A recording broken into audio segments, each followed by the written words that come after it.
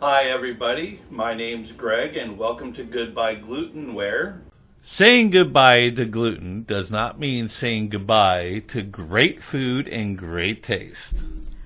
So please like this video, share it with friends, and subscribe to our channel. So today I am going to show you how to make an awesome treat that can't be beat. Peanut brittle 3 ways. I got the normal traditional kind, I got my elegant chocolate kind, and then I got my dragon style kind, which is, well, famoso el fuego, which is, hold on to your britches, it's kind of spicy. So let's get to see what you're going to need to make this. Okay, awesome. For your basic peanut brittle recipe, this is only for one batch. So double, triple the amount of how much you're ever going to make. Okay. So one thing you're going to need is a nice size cookie sheet. This one is 18 by 11 or 12. Okay. You're going to need yourself a 3-quart sauce pot, and this is for a single batch only. So if you're going to want to make more, either do multiple batches or larger amount. I usually have a silicone spoon to stir with. You're going to need yourself some parchment paper. Okay, now one thing you can do as well is grab yourself some non-stick canola spray or something like that.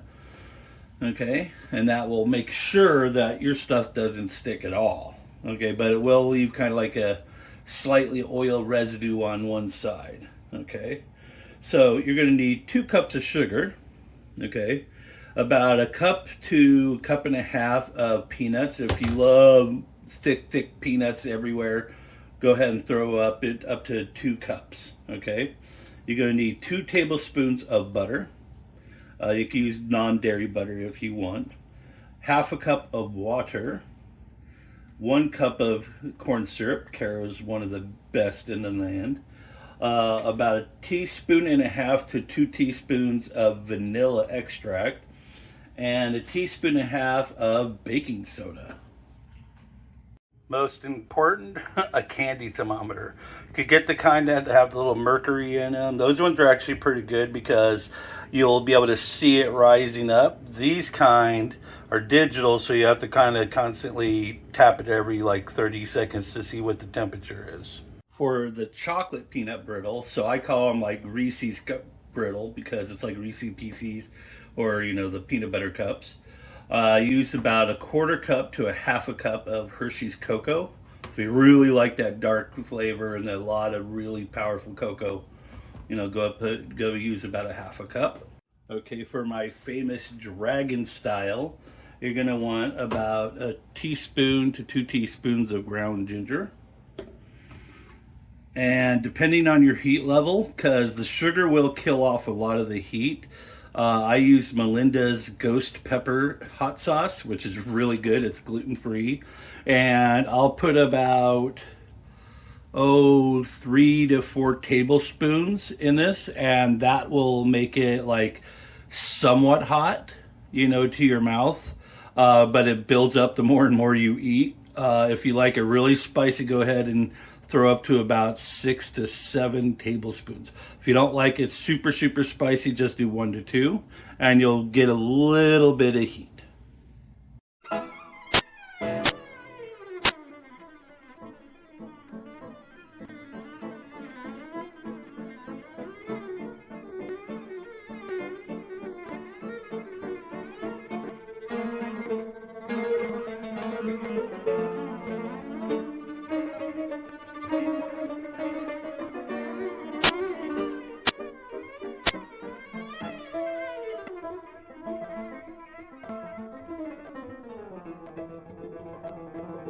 Okay, so this is basically how your setup should look like.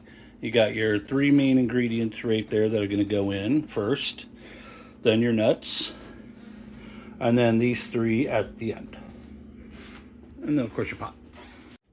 Okay, we're going to start by putting our stove to medium high. We're going to add in our sugar and our water. Okay, then we're going to stir in our cup of corn syrup.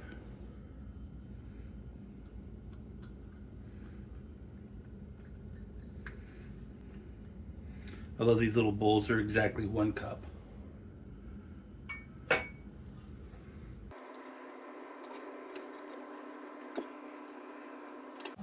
Okay, now we're going to check our temp.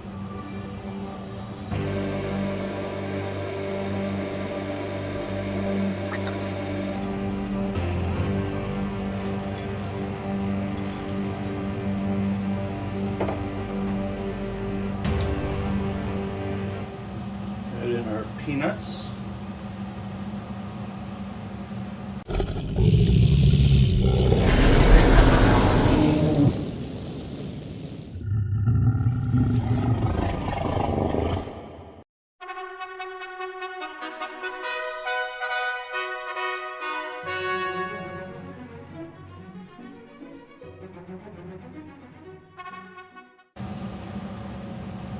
We're going to go ahead and stir this till it hits about 300 degrees.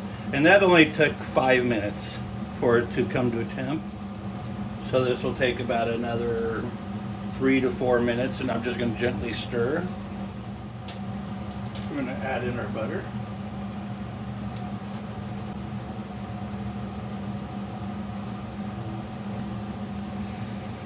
Now you can smell that nice buttery flavor coming in.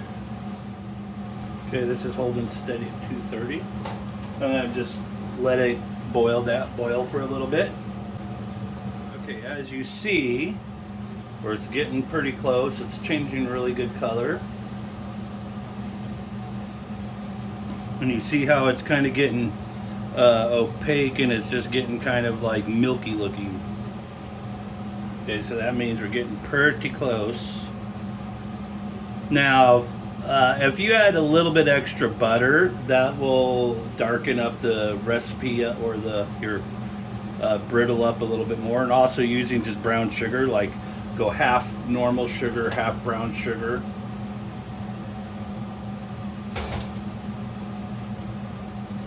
So we're going to go ahead and check the temp. Okay, it hit 300 now for the next stage.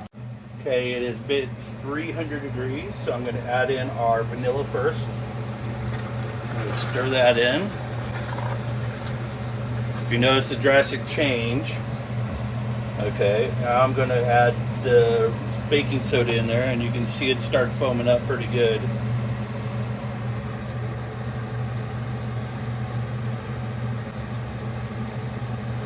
Now we're going to get this over to the cookie sheet. I'm doing this so I make sure I get all the peanuts kind of evenly coated. You know how much this made? I mean, for one batch, this makes tons of peanut brittle.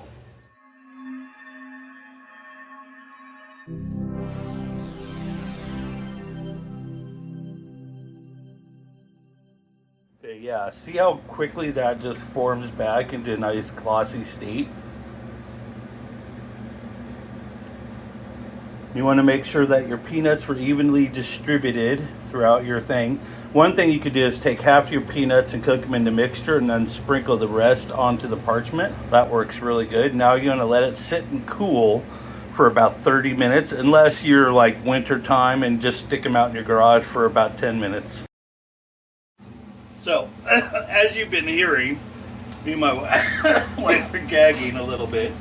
Like I said, these fumes are pretty pungent.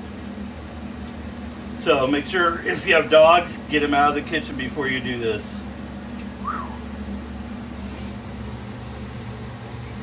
Okay, so normally when I am making my peanut brittles, I like to sometimes store them in nice airtight containers.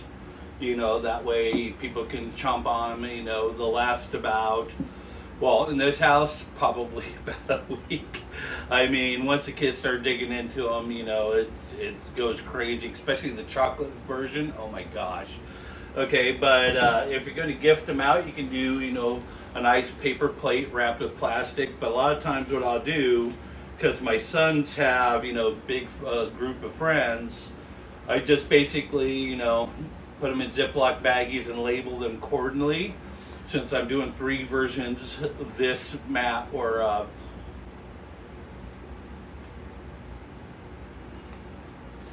so I'm doing 3 versions for this video. So I got the, you know, chocolate kind.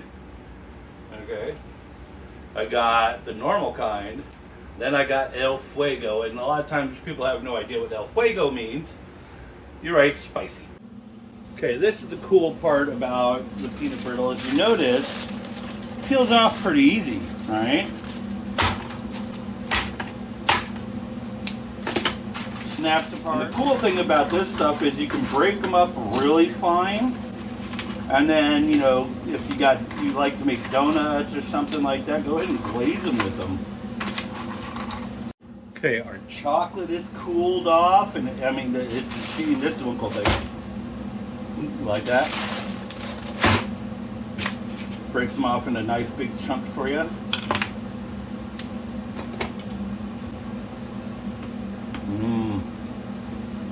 Shatter and spill everything everywhere. And also, you notice I have cooking gloves on, or food gloves. This way I don't actually have to like wash my hands 16 times to get all the spice off.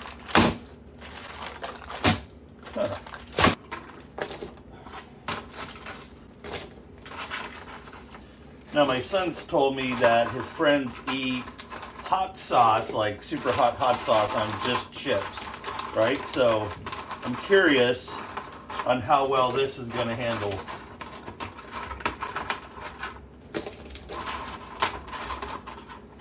Okay.